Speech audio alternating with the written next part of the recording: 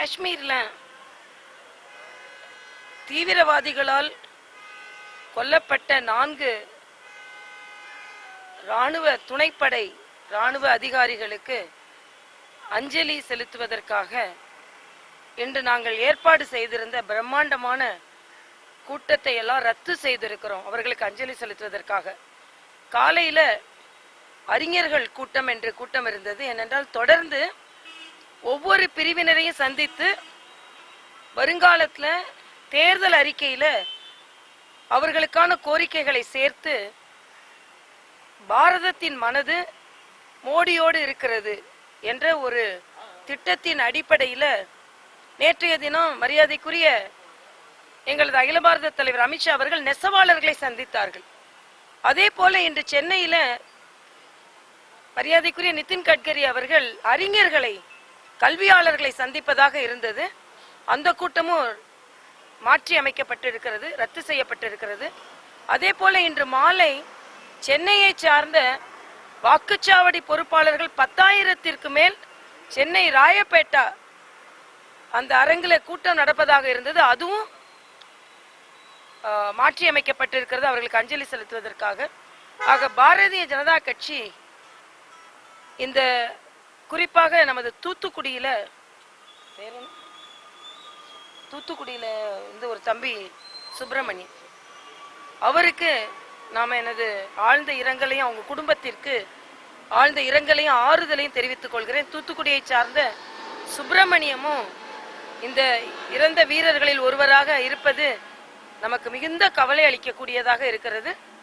அதனால் பாரதிய ஜனதா கட்சியும் மட்டும் இல்ல, தேசமே அவர்களோடு இருக்கிறது என்பதற்கு இன்றைய நிகழ்ச்சிகள் எல்லாம் ரத்து செய்யப்படுகிறது.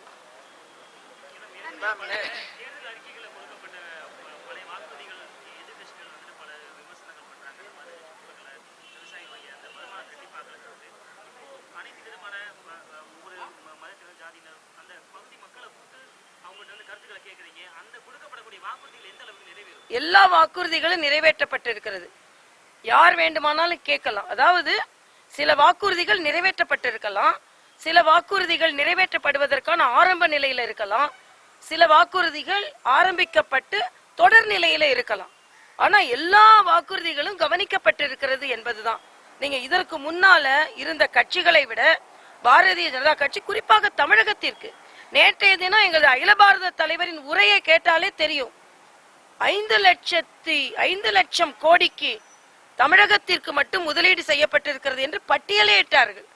அதனால எங்களை கேள்வி கேட்பதற்கு முன்னால் அவங்க என்ன செஞ்சாங்கன்னு மட்டும் இல்ல, எங்களது குறிக்கோள் இன்று திராவிட முன்னேற்ற கழகம் காங்கிரஸ் இலங்கை தமிழர்களை பாதுகாக்கவில்லை, இந்திய தமிழர்களை பாதுகாக்கவில்லை, தமிழகத்திற்கு எந்த திட்டமும் கொண்டு வரவில்லை.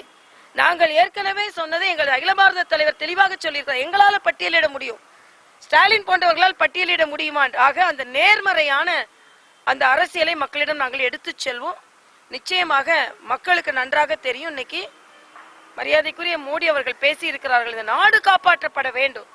இன்னைக்கு பாருங்க, நமது ராணுவ வீரர்களை காப்பாற்ற முடியாத ஒரு தீவிரவாத தாக்குதல் நடந்திருக்கிறது.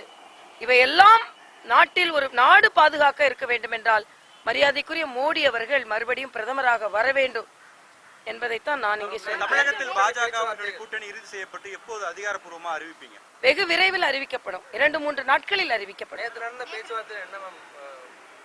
நேற்று நடந்த பேச்சுவார்த்தை சுமூகமாக நடைபெற்று வருகிறது, சரியான பாதையில் நடைபெற்று வருகிறது.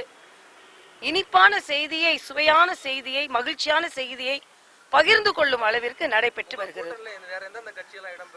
காங்கிரஸ் திராவிட முன்னேற்ற கழகத்தில் இல்லாத கட்சிகள் எங்கள் கூட்டணியில் இடம்பெறும். திமுக கூட்டணியில் இருக்க கட்சியோட பேசிட்டு இருக்கீங்களா? இல்ல, காங்கிரஸ் திமுக கூட்டணியில் இல்லாத கட்சிகள் நான் சொல்லிட்டேன்.